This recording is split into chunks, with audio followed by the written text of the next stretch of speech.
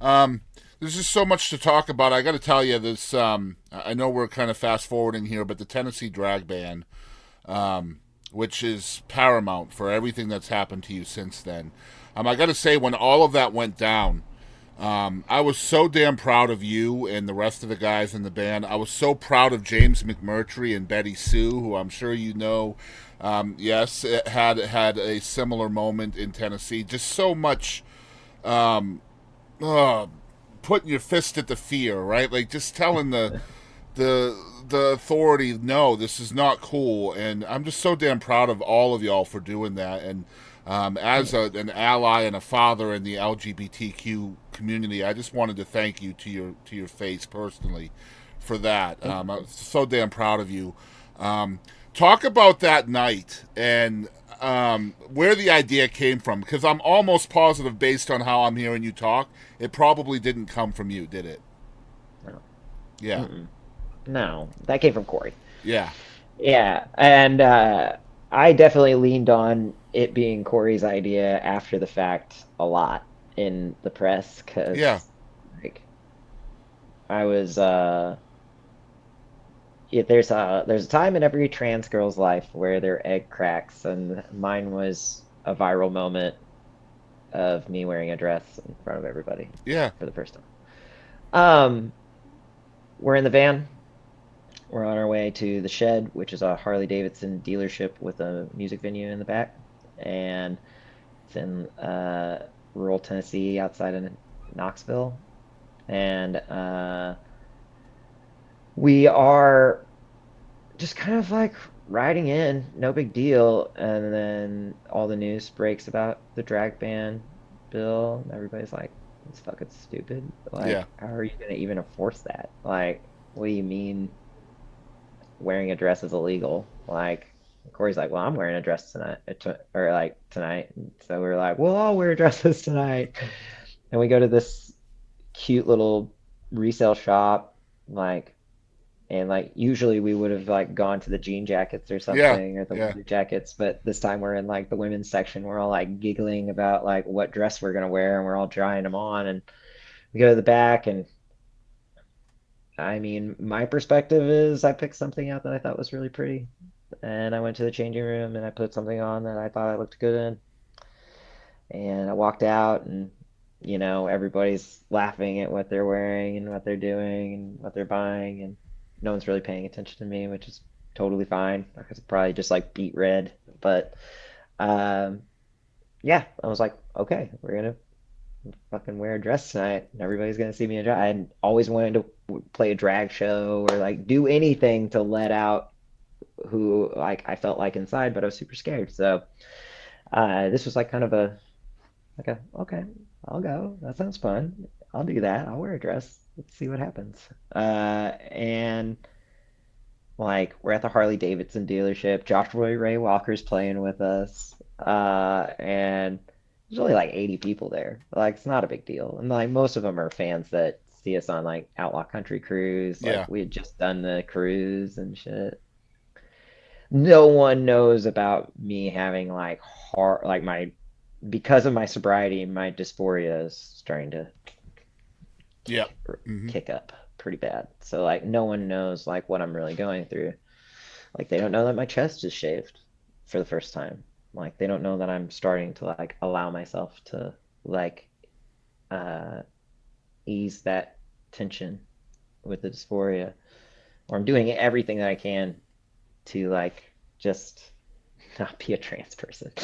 And then we walk out to Shania Twain's Man, I Feel Like a Woman. Yep. We play all of our songs that are gender bendy, which I have a couple of them, obviously. So, like, we played this old song, Hank, um, played Don't Tell Me What to Do, played The Red Dress.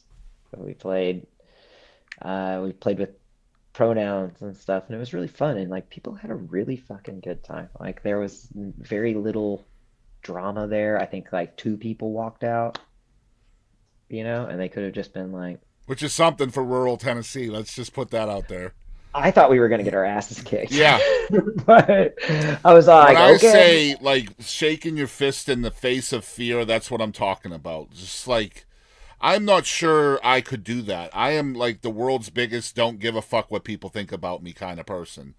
And I'm Mhm. not sure I could have done what y'all did that night. Like honestly. So, just awesome stuff. Thanks. Personally, Jenni, I'm curious because you talked about this wall, the fear of abandonment, right? This has to be a huge moment for you because this is an idea that was born from a different person in your band. And so now you probably know these guys aren't going to abandon me if I decide to tell more, right? Is that on your mind that night? Yeah, I think this is my first time of being like, well, I'll say this. What was really on my mind was the fact that they took a photo of us and then posted it on, and then it went insane. Yeah. So like while we're playing, it's going viral. So there's more of a like a oh shit. Um, this is this is not just 80 people seeing me in a dress. This is a lot of people Yeah. seeing me in a dress. This is like the world seeing me in a dress. And then like, you know, that was a little bit more on my mind. I think that's where my nerves were kind of going. Because once I got on stage, I realized I knew most of the people in the crowd, and this was going to be totally fun. And like even after the show, we're like drenched in sweat, but we take our dresses off, and we're going to donate it to the LGBTQ community of Knoxville and stuff, and Tennessee Pride. And I knew that what we were doing was for good, so like that makes it a little easier to get your ass kicked or get in a fight over. Mm-hmm. It's like, and also, no one's gonna fuck with the six-piece band, you know? So that kind of adds to the bravery of Right. it. It's like, are you really picking a fight with me, or are you picking a fight with me and five other And people y'all are plus from like Texas two too, so crew? let's keep Yeah, that in mind, right? I'm also not weak. Right. So, Right. like it is the bravery of my band was I noticed that night. And I noticed how everybody was shameless about what they did and how everybody was proud of what they did and that we all stood by our laurels. And then the press started coming and um like Rachel Maddow's fucking talking about it and Mm-hmm. um I started getting like really scared because like my family was kind of awkward about it. Like, and Mm-hmm. I I felt like one of those moments of like, oh, they're gonna figure it out. Someone's gonna figure this out. And then like all the press is happening, and the wall kind of goes right back up really big. And I'm Yeah. like, oh no, no, no, no. This is Corey's idea. He's that little It's stinker. just a one-time Um, thing. Yeah. just a one. Well, I kind of say, I mean, there you could go back and pull some quotes. I remember saying like, well, if I gotta like help people by wearing a dress, I'll wear a dress, I guess. Yeah. Like, Yeah. ha ha ha. But it is one of those things where like it was a surreal moment that like I don't know if I knew exactly what was happening at the time or how big of an impact it would have or how big of a that was the moment where like my shell cracked. Like I couldn't Yeah. put the Once it mask back cracks, you on. can't put it back together, right? Like so. Yeah, I I couldn't. mean, essentially, No. the And cat is out of the bag at that point.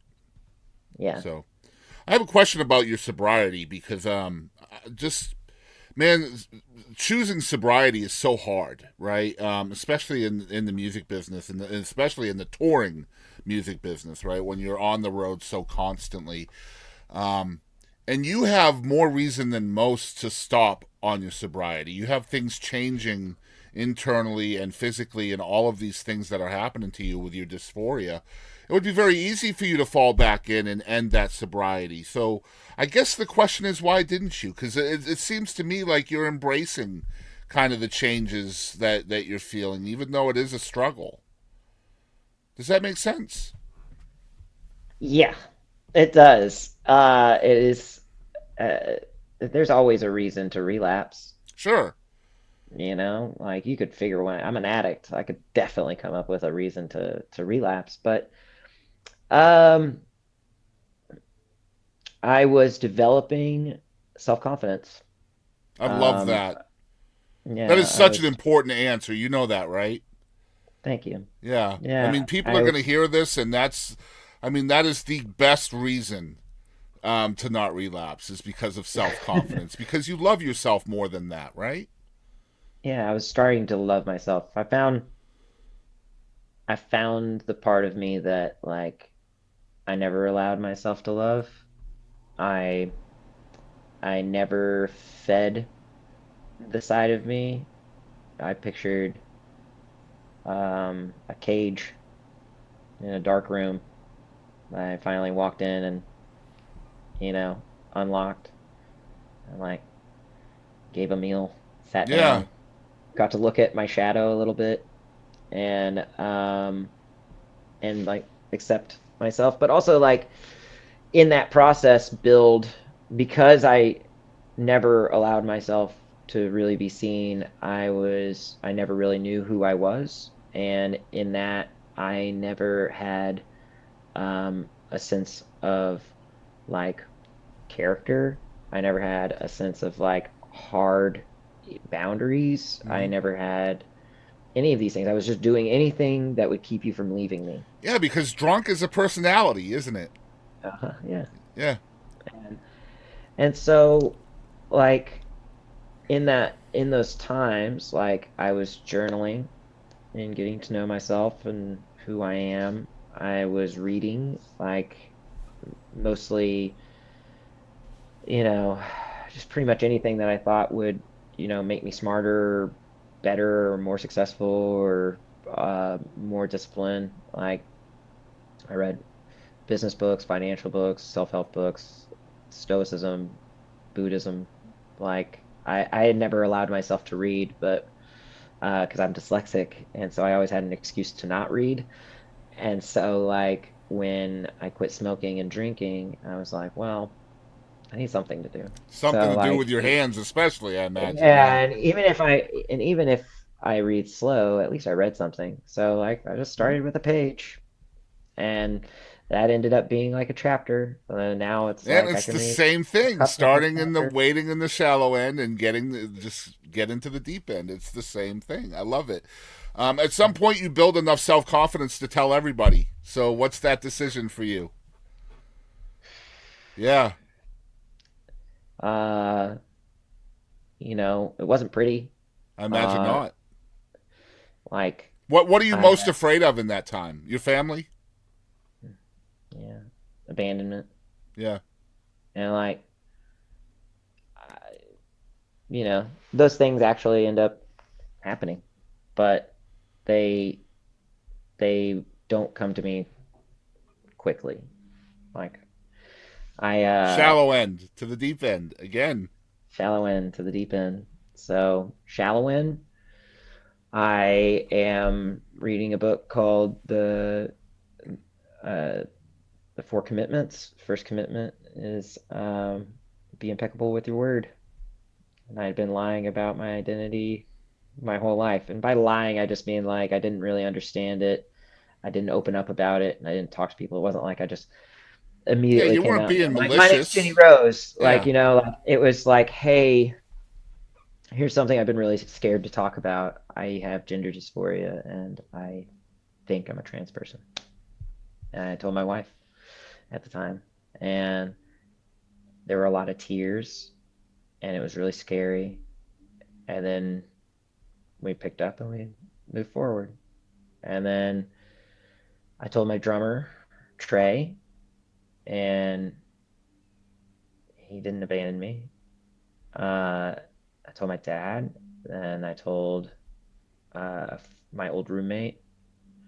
I just kind of started telling people one at a time, and um, Life Behind Bars is all written, and it's gonna be coming out soon. And like another reason was like Life Behind Bars was written, and like there's songs like Evergreen and Bible Belt, and you know these interviews that we're having were going to happen. Like, what's this song mean? What's this about? Hmm. Tell me about the process of this thing. It's like, how many lies, how many ways can I really avoid The truth. being myself Yeah. when like the whole point of this is to express who I am? So, I came out to my family, I came out to my friends, and then on November 5th, I came out to the band. And then And you remember on, the date again, see? mhm. And these are big moments. Absolutely they are. As you're reliving this story to every single person, because man, what a very respectful way of doing it. That's not the right word. I can't think of the right word, but like telling each individual person, right? I mean, it would be so much easier just to come out and There's write only an so much. article or something like that and let everybody find out together. Yeah. But you're reliving this story over and over again to each person you tell. Is it getting easier for you as you retell it? Yeah, I mean, I think that the it doesn't get easier because it's 50-50, right? Yeah. They're either going to love and accept me or they're going to abandon me. So I think the hardest part is going in there and being okay if they With abandon me. either outcome. Yeah, because it doesn't change the truth. Yeah. That's the scariest part about you know, telling my wife was like, okay, she will either stay with me or leave me, and I have to be like, okay, Hmm. you know. And there are, w with every person, I was really scared about telling my best friend. I mean, we had lived together. Uh, we had been in close quarters for what, 18 years. Yeah. You know, why now? And then the resentment that he may have of me keeping something like this for that long, even though like there was no way I would be able to like use words to explain all of this back then, you know. But You have to convince yourself first, right? well, I convinced myself that just like anything, like you convince yourself that it doesn't exist, Yeah. and The ignoring opposite. it Yep. goes for a while, and then yeah, there was a moment where I had to accept it. Yeah. Yeah. I had to accept it as like my life experience now. Um, so I come out to the band and everybody's gets to know me a little bit more. And they don't Hmm. bolt and we keep going out on this road trip with Lucero. And And this is who then you are. I mean, this is the true you anyway, so people should embrace that anyway, right? I mean, yeah, I mean like they had watched me like go from like a 240-pound hairy dude to like 165 yeah. pound hairless. Like everybody was kind of like, Yeah. what's going on? But it once again, context. So now the Hmm. weight loss makes sense. Now no beard makes sense. Yeah, people are probably Now, like, ah, okay, there it yeah, was. Yeah. now all those songs make more sense, and yeah, it Has your was, writing changed since you came out? oh yeah, it In what was. ways? So great segue. I'm feeding my inner child, and I have a three-piece pop punk band called Tomgirls, Let's go. I and love it. and I before I came out to the band, I guess subconsciously I was like, well, if they're gonna kick me out of the band, then I'm gonna have to have something on the back end. And and I'm also processing all this stuff too, Sure. and like coming to grips with being a trans person, coming to grips with deciding to transition, coming to grips with coming out to people, the feeling of what it's like to be accepted, and the other side of it, which is like fuck you, Hmm. kind of thing. And all of those things are just great for writing. So I just wrote 23 songs of punk music and Golly. recorded it at home, and it sounds really good because I went to audio engineering school too. I'm also a producer. I just have never produced anyone yet. I would love to, but I haven't yet. So it sounds really good. I'm actually recording drums. So I'm writing all these songs to kind of process my dysphoria. So every time I come out to a friend or I come out to a band member or anything like that, I'm like, okay, well, here's your little punk rock pamphlet and of my dysphoria, and they get a Punk private rock SoundCloud. pamphlet. I love it. They get this private SoundCloud link to a record called Sissy by a band called Tomgirls, and it's just me. All right, And yeah, I am I'm gonna need that link, Jenny. Come on. well, you'll get it. You'll get it. I'm finishing it, and then I'm gonna show everybody All right, because very it's good. cool, I very like cool. it. But yeah, my writing is really opened up. I don't. I just swim to the deep end, dive down, grab a gym, come back up. Let's go, man. I love the swimming pool analogies, man, or metaphors, whatever they're called, man. It's so cool. Um, Let me ask you this. That was one question I didn't feel maybe somebody had asked you before is about your writing having changed. I'm curious if you mourn your previous identity as well. All the time. Yeah, All the time. He was a very handsome, well-liked, easy, easy dude. And Jenny is as beautiful as she is complicated. And life as a trans woman in 2025 is vastly different than life as a straight white male, you know? yeah. And I wish, you know, I wish I had I wish I had that experience of not going through this. Yeah. And then there's other times where I'll be honest, I've never been so aligned with who I really am. And I've never been so understood by the world around me, for better or for worse. And I've never been uh, in a place where I um, have known myself so well. Is that It, freedom to be yourself? Is it cleansing? Is it the most cleansing thing you've experienced? Do you think?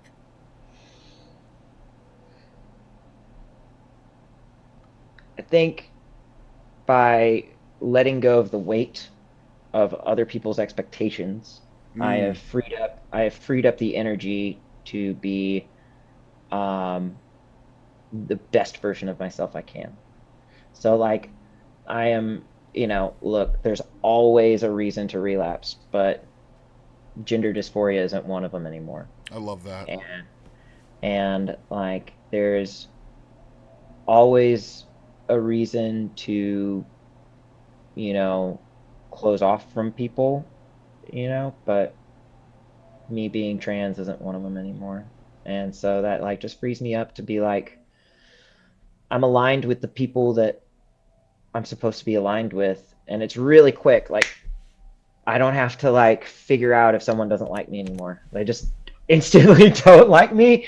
And what's really beautiful is like I really have met so many friends in this process. I've met this beautiful community uh, that has welcomed me. I have put out a piece of art that was understood It's for the first incredible time. too. It's so good.